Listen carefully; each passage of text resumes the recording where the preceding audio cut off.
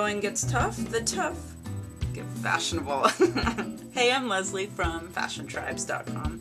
So looking ahead to the spring 2010 runways, some really interesting trends emerged that we're loosely calling futuristic chic.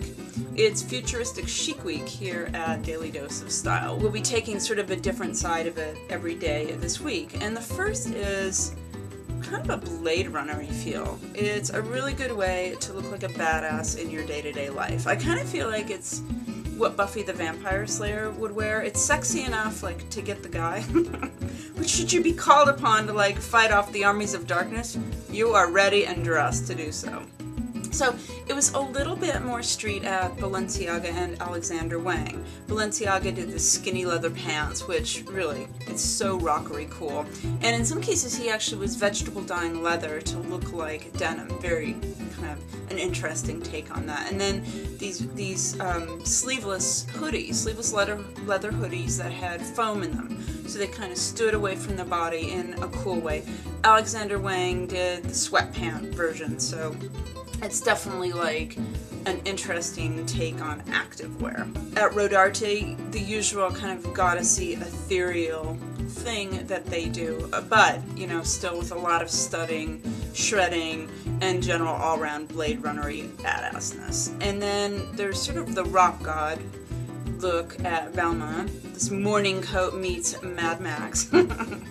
Now at Celine, Phoebe Philo went a little more girly, but like this would be a really cool little black dress to have for spring. It's made out of leather, and leather is just not a particularly feminine fabric. It doesn't, you know, drape well or conform to the body. It stands away from it. It's very protective, and you know, I mean, that's why motorcyclists tend to wear it for protection when they're on the road. So I would say if you want a badass LBD, this Celine one is the way to go. And then lastly at Chanel, I love this like unisex take. You know, they're wearing exactly like head to toe identical. They're badass boots, they're skinny jeans. So going into spring, you can still wear your boyfriend's jeans, but now he can wear your jeans, which begs the question, who wears the pants?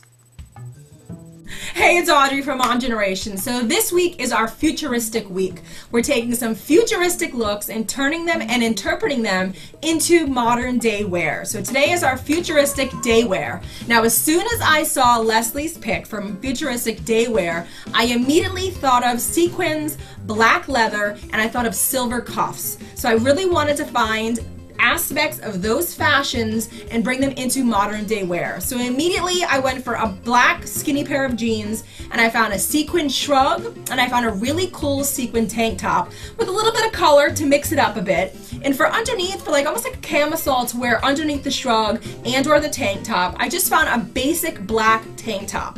And I thought that outfit all together, and I picked an ankle boot with a ruffle, which, you know, I felt like that's more of a futuristic feel on a shoe, but bringing it to a modern day, not only with the modern day ankle boot trend, but also the ruffle trend.